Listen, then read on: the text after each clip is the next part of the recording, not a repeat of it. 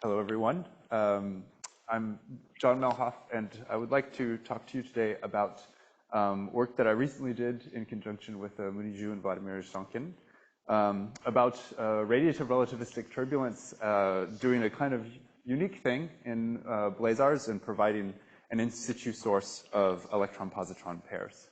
So just to make sure we're all on the same page, I will tell you first what a Blazar is. So basically you have a supermassive black hole actively accreting material and launching a highly relativistic collimated plasma jet. A Blazar is what we call the objects where the jet is traveling basically towards us along our line of sight. And so this would not be a Blazar. This is what we would call a radio galaxy. Blazars appear as bright point sources on the sky, and a lot of the phenomenology has to do with the fact that you have a strong Doppler boost of the overall luminosity of the object, the observed photon energies, and the variability timescales. So Blazars are actually the dominant population of extragalactic sources on the Fermi gamma ray sky. And let me visit. There we go. And so the reigning phenomenology for the Fermi bright Blazars is basically that we have a jet that somewhere within the jet particle acceleration is triggered. We have relativistic particles that undergo inverse Compton scattering with a population of soft photons. And these photons are Comptonized to the observed 0.11 or even 10 GeV photon energies that we detect with the Fermi instrument. And so these soft photons are thought to be produced by a material that surrounds the jet and that intercepts part of the radiation that is produced by the accretion disk and redirects some of that light onto the jet where it can be Comptonized by relativistic particles. And so this, you can think of this radiation as lying in the UV band and having a characteristic photon energy of about 10 eV. So a curious fact, if you just take this photon energy of 10 eV, this UV photon energy, and you calculate the energy that a gamma ray needs to have in order to undergo Bright-Wheeler photon-photon pair production with this soft radiation bath, you get something that's about 30 GeV. And this is rather interesting because it's just a factor of a few higher than the GeV photon energies that we see with Fermi. And to me, it begs the question, could there not also be photon emission that's continuing to just slightly higher energies, but instead of actually escaping and breaking out of the jet, these photons are actually absorbed within the jet to produce electron-positron pairs? And if this is happening, could it give rise to a significant population of electron-positron pairs within the jet? So this is going to be the main sort of question that I'm going to analyze in my presentation. And to be more concrete, I'm going to select a concrete particle acceleration mechanism here in the jet. And because we expect the particle acceleration to prey on magnetic energy, magnetic reconnection and magnetic turbulence are both good candidate mechanisms. For concreteness, I'm just going to be focusing on turbulence. And so now I'm going to construct just a local model of turbulence coupled to inverse Compton cooling and pair production. I'm going to analyze the coupling between the plasma physics and the pair production. And in particular, I want to compute the pair yields that this turbulence is going to produce. So here's the model. We have a cubic box of plasma with side length L. We initialize it with a initially uniform electron-positron paired plasma of total number density N0. We have a uniform initial magnetic field, and you begin stirring the plasma such that you inject and dissipate about the ambient magnetic field energy per particle in an eddy turnover time of this outer length scale L. Okay, now for the radiative piece, we're going to click and shine some light onto this turbulent box. This light is going to provide the soft radiation for Comptonization and pair production. For simplicity, I'm going to assume that the soft radiation has a monochromatic spectrum. It has just a single photon energy, epsilon background. To trigger pair production, we're going to need to achieve relativistic particles with a critical Lorentz factor energy scale, which I will call gamma Kn, where Kn stands for Klein-Maschine. If you don't know what that is, don't worry about it. And it's basically just the rest mass of the electron divided by the background photon energy with a factor of 4 for convention. And so because the background photon energy is much less than 500 MeV, this is going to be a large Lorentz factor. As a warm-up, I'd like us to consider the case where we actually don't have any particles that achieve this critical energy scale, and therefore we don't have any pair production. in this warm-up case. So this was actually a problem that was already studied by Vladimir Zhdankin in 2020. And basically what happens is you have a pretty simple equilibrium in the particle energy distribution, a statistical steady state where the energy injection rate from the turbulent driving is simply balanced against the inverse Compton cooling of the relativistic particles. You can see from this kind of classic formula for the inverse Compton power radiated by a single particle that the power scales with the square of the Lorentz factor, the square of the energy of the radiating particle. And so the plasma can very easily just heat itself up a little bit to accommodate a given energy injection rate. Or if the injection rate is too low, the plasma can cool down. You have a very nice stable equilibrium. And it turns out that this, the equilibrium particle energy distribution is actually quasi-thermal. It's well described by a Maxwell-Jüttner distribution. And it has a temperature that you can very easily, you can write down a formula for this steady state temperature in terms of the plasma magnetization sigma and the overall energy density of the seed photon background. And so basically you can calculate this as a function of the magnetization, and you know what the form of the distribution should be. So now let's consider the case where we actually do have some pair production going on. We allow particles to access this critical pair production energy threshold. For argument's sake, I will simply suppose that the optical depth presented by the soft radiation across this turbulent box is large. And what that means is that any gamma ray that is emitted above a pair production threshold within this box is essentially doomed to be absorbed somewhere else within the box. Its probability of escape is very small. And so what that does is it essentially renders all particles above this gamma kn energy threshold as non-radiative. They're still inverse Compton scattering particles on an they're scattering photons on an individual level, but all of these photons, their energy is retained within the plasma. And so basically, the plasma no longer has the capacity to simply heat up and accommodate a given given energy injection rate. It has to do something else. So initially, the energy injection is just going to win, and we'll have copious particle acceleration to above this critical energy scale. We will have tons of pair production. But then what will happen is because we're loading the plasma with new electron-positron pairs, the energy injection rate per particle is going to go down simply because there are more particles among which you need to distribute the injected energy. So thus the plasma can sort of take a roundabout path to quench particle acceleration and pair production. And once it does so, all of the particles will have energies below this critical pair production energy scale, and we will revert to the regime that we studied before, where we know what the form of the particle energy distribution should be. So basically, we have a burst of pair production that leads us to a final thermal steady state. So this is a pair production mediated thermalization mechanism.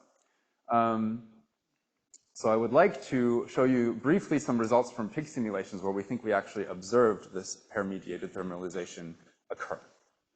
And I'm having trouble clicking.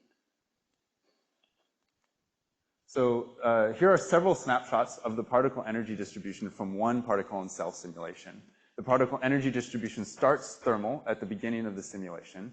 But then very quickly, we developed strong non-thermal particle acceleration and a very prominent non-thermal power law tail. However, at later times, this non-thermal power law tail begins to fade away a little bit, and a sort of thermal-ish hump begins to appear at low particle energies. And this hump is precisely the thermal distribution that we expect to appear below pair production threshold. So this is, if we were able to integrate this simulation indefinitely, we would expect this non-thermal tail to completely fade away and to be left solely with this quasi-thermal particle energy distribution. I think the convergence is a little more convincing if you look at the box averaged plasma quantities. Click. And so here are, here's, for example, in green, the box average particle Lorentz factor. And it jumps up to begin with because we have strong non-thermal particle acceleration, and then it decays to some long-term value that is consistent with the value that we predict just from the steady state, what we would expect if we didn't have any pair production at all and we just plugged in the instantaneous plasma magnetization. And so we are definitely sort of decaying to this long-term predicted thermal value.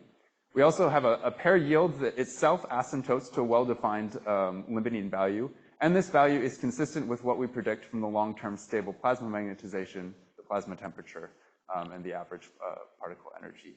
I don't have time to discuss really the last 2/3 of this project, but basically we were able to study this problem a little bit more, and we were able to determine, quantitatively make predictions for what the final plasma temperature, the magnetization, and the pair yield should be. And once we did that, so these are basically those predictions, we plugged those results into a very simple model of turbulence embedded within a Blazar jet. And we were able to phrase the long-term expected pair yield just as a function of a single unknown parameter, and that parameter is the magnetization that is injected at the jet base.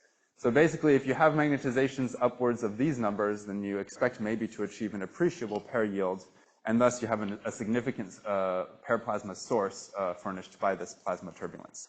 And therefore, it's not difficult to imagine that even if you started with an electron-proton plasma, perhaps you could transform that plasma in situ through turbulence into an electron-positron-dominated plasma. So with that, I will just thank you for your attention, and I'm happy to take questions.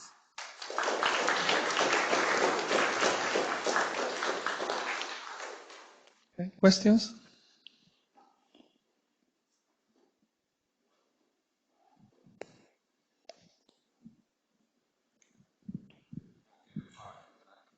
Hi. Interesting talk. The X-ray observations of blazars shown, some of them have shown, like 2155 has shown a very high polarization, indicating organized magnetic field. How does that mesh with the turbulence? 2155 would be a BLAC, correct? Yeah. Has big Blazar, yeah. Yeah, so this project is more targeting the FSRQs, where I guess the X-rays would probably be more on the Compton part of the spectrum. And so I guess it wouldn't be synchrotron, so the polarization signature would be different. Yes. Yeah. Thank you very much. Just out of curiosity, how big are those simulation boxes? What are the scales we're talking? So these aren't terribly huge simulations. The one that I presented was 512 cubed. And we also did a larger one, like 768 cubed as a convergence check. Yeah, but what space does it represent Sorry, in reality? So they basically, in the PIG simulation, everything is non-dimensionalized with respect to the microscales.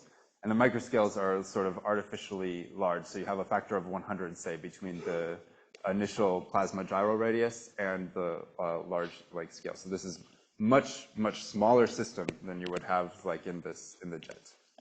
Yeah.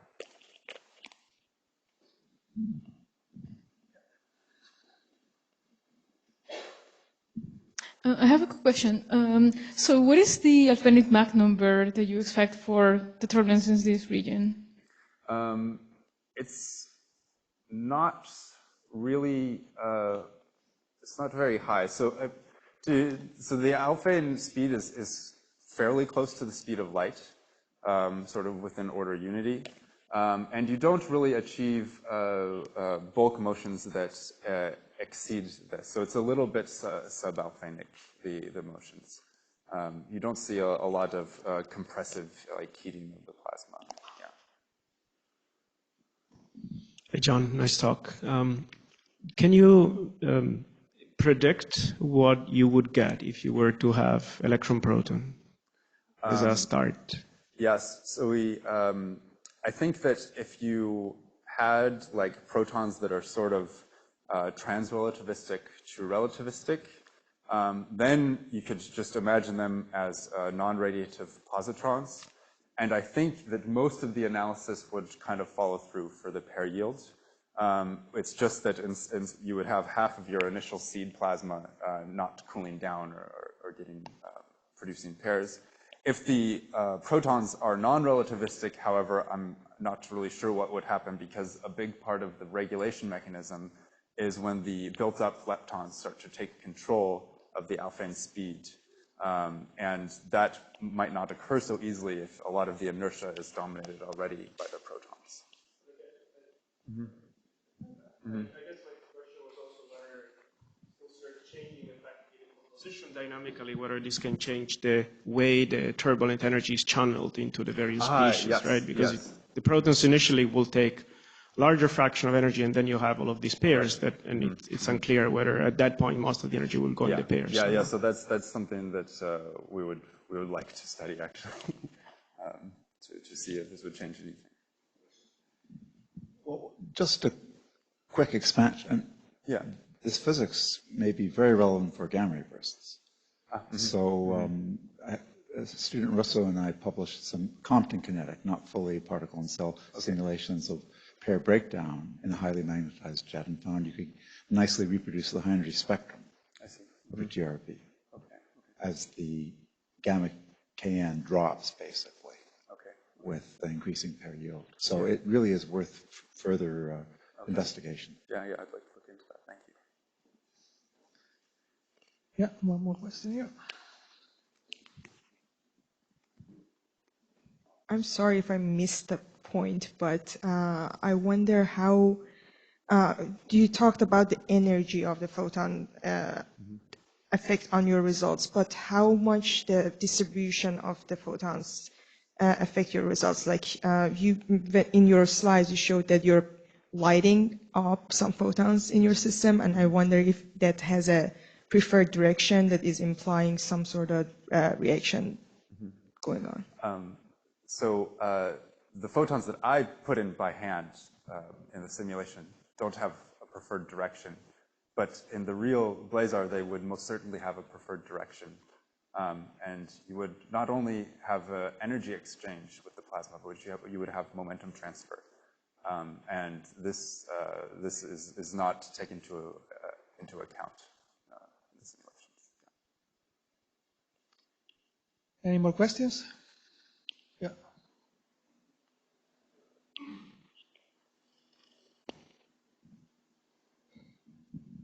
Sorry if I'm missing the regime here completely, but I'm wondering if triplet pair production can be a considerable mechanism for increasing the pair density.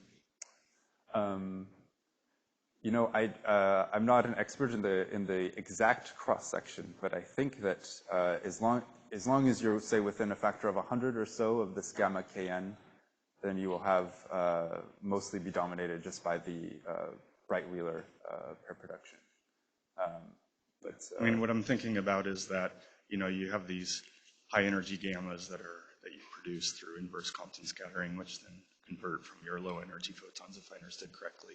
Yeah. But if those also can rescatter off the plasma electrons and positrons, then secondary. you know, at some point at high energy, the Compton cross section plummets and the triplet pair production. Yeah, so the photons that the Comptonized photons are already such high energy that to Comptonize them again, the cross section is very much suppressed in this region. Yeah, okay. Yeah, that's right. Thanks. Any more? Okay, I think we should thank our speaker.